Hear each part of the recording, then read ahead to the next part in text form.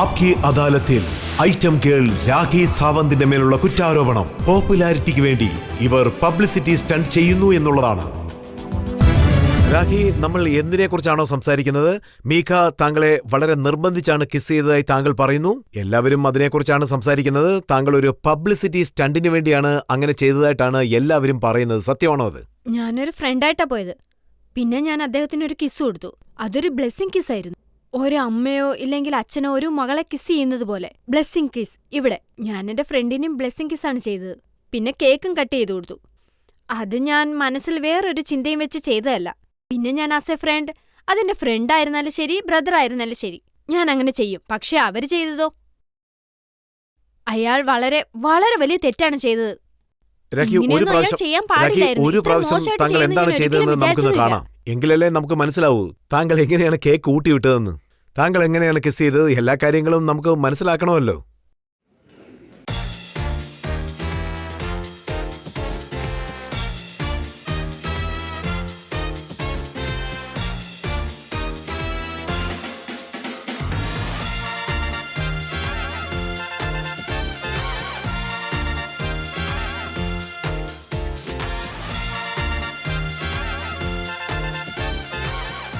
രാഖി, അവിടെ വെച്ച് താങ്കൾ മീഖയുടെ മുഖത്ത് കേക്ക് തേച്ചു വിടുന്നത് കണ്ടു. നമ്മുടെ ഒരു ഇന്റിമേറ്റ് ഫ്രണ്ട് ആണെങ്കിൽ, ഒരു ക്ലോസ് ഫ്രണ്ട് ആണെങ്കിൽ മാത്രമേ നമ്മൾ അങ്ങനെയൊക്കെ ചെയ്യാറുള്ളൂ. സാർ, ഞാൻ അവനെ ഫസ്റ്റ് ടൈം കാണുകയില്ല. ഫസ്റ്റ് ടൈം ആണ് കാണുന്നതെങ്കിൽ ഞാൻ ഇങ്ങനെയൊന്നും ചെയ്യായിരുന്നില്ല. കേക്കൊന്നും കൊടുക്കായിരുന്നില്ല.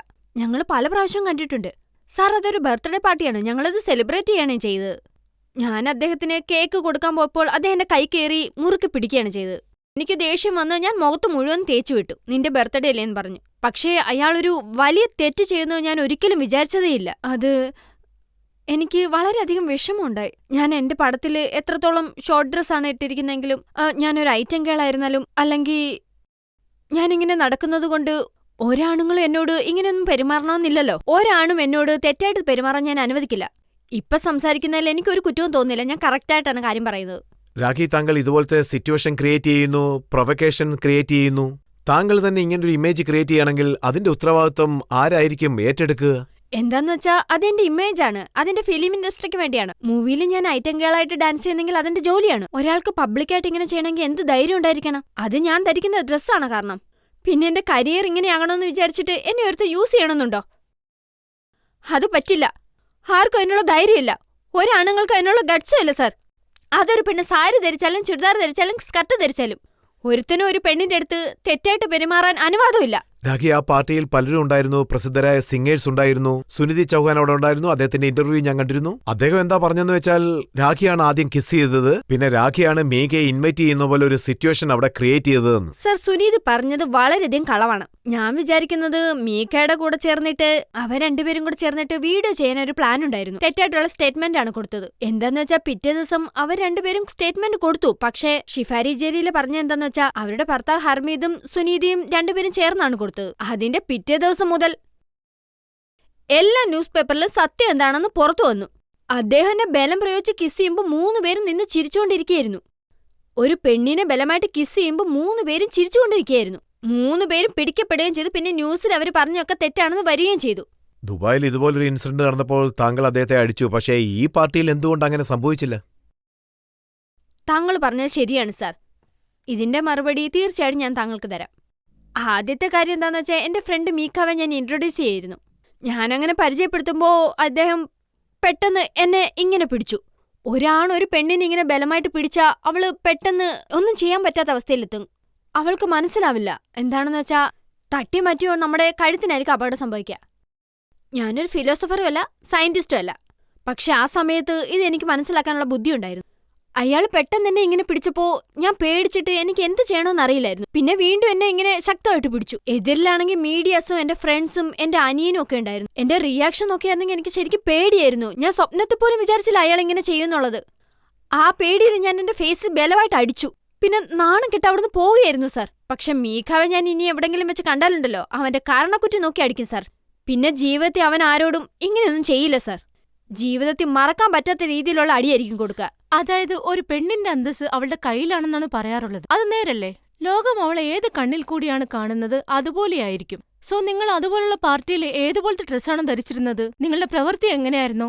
അതൊക്കെ വെച്ചിട്ട് നിങ്ങൾക്ക് തോന്നിയില്ലേ മിക്കാവെ കിസ് ചെയ്യാൻ വേണ്ടിയിട്ട് നിങ്ങളാണോ പ്രേരിപ്പിച്ചത്? അന്ന് സംഭവിച്ച കാര്യത്തിലെല്ലാം നിങ്ങളുടെ പങ്ക് വളരെ വലുതാണ്. ഞാൻ പേഴ്സണൽ ലൈഫിൽ മാന്യമായിട്ടുള്ള ഡ്രസ്സേ ധരിക്കാറുള്ളൂ. ഞാൻ ഗണപതി അമ്പലത്തിലും പോകാറുണ്ട്. എനിക്ക് അച്ഛനും അമ്മയുണ്ട്, ആങ്ങളെ അനിയത്തിയുണ്ട്. ഞാനാണെങ്കിൽ ആ സ്ഥലത്ത് പോയത് ഒരു ഫ്രണ്ടായിട്ടാണ്, യുനോ, ആസ് എ ഫ്രണ്ട്. പക്ഷെ എന്റെ ഫ്രണ്ട് ഇങ്ങനെയൊന്നും ചെയ്യുമെന്ന് ഞാൻ വിചാരിച്ചതേയില്ല. മീഡിയയുടെ മുന്നിൽ ഇങ്ങനെ വലിയ തെറ്റ്. അവരെന്താണ് പറയുന്നതെന്ന് വെച്ചാൽ മീക്ക ചെയ്തത് വലിയ തെറ്റാണ്, അദ്ദേഹത്തിന് തീർച്ചയായിട്ടും ശിക്ഷ ലഭിക്കണം.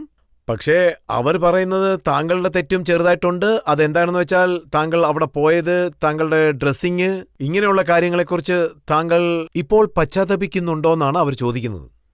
ഇല്ല, എനിക്കതിലൊരു പശ്ചാത്താപവും ഇല്ല. ഞാൻ ഏത് രീതിയിലുള്ള വസ്ത്രം ധരിച്ചാലും എങ്ങനെ കേക്ക് കഴിപ്പിച്ചാലും അന്ന് നിങ്ങളുടെ ഡ്രസ്സ് വളരെ ഡിഫറന്റ് ആയിരുന്നു. കൂടാതെ നിങ്ങളാണ് മീക്കയുടെ അടുത്ത് അങ്ങനെ ഇടപഴകിയിരുന്നത്. ഒരാളല്ല, ആ പാർട്ടിയിൽ കുറഞ്ഞത് 7 പേരെങ്കിലും ഉണ്ടായിരുന്നു. അവരെല്ലാം ഷോർട്ട് ഡ്രസ് ആയിരുന്നു ധരിച്ചിരുന്നത്. പിന്നെ അവരുടെ വീഡിയോ മാത്രം എന്താ ജനങ്ങളെ കാണിക്കാതിരുന്നത്? എന്താന്ന് വെച്ചാൽ ഇത് എനിക്ക് നടന്നതാണ്, അതുകൊണ്ടാണ് ഇത് കാണിച്ചത്. ഇല്ലില്ല, അവിടെ നിറയെ ലേഡീസ് ഉണ്ടായിരുന്നു. മറ്റ് ലേഡീസിനെ പറ്റി എനിക്ക് ടെൻഷനില്ല. അതേ എന്റെ ബാഗ് ഓപ്പൺ ആയിരുന്നു. ഇതുപോലുള്ള കോസ്റ്റ്യൂം നിറയെ മാർക്കറ്റ് കിട്ടുമല്ലോ. അത് ഞാൻ വീട്ടിൽ റെഡിയാക്കിയൊന്നുമല്ലല്ലോ. ഈ കോസ്റ്റ്യൂം ഒരു ഡിസൈനറാണ് എനിക്ക് റെഡിയാക്കി തന്നത്. ഞാനതിട്ടു, അത്രേ ഉള്ളൂ. ഈ മാർക്കറ്റിൽ പല രീതിയിലുള്ള വസ്തുക്കൾ ലഭിക്കും. അവിടെ ആ വസ്ത്രം ധരിച്ചത് താങ്കളാണ്. സാർ, ഞാൻ താങ്കളെ വളരെയധികം ബഹുമാനിക്കുന്നു. ഞാൻ സാറിന്റെ വലിയൊരു ഫാനുമാണ്. സർ പ്ലീസ്, താങ്കളെങ്കിലും എനിക്ക് സപ്പോർട്ടായിട്ടില്ലെങ്കിൽ പിന്നെ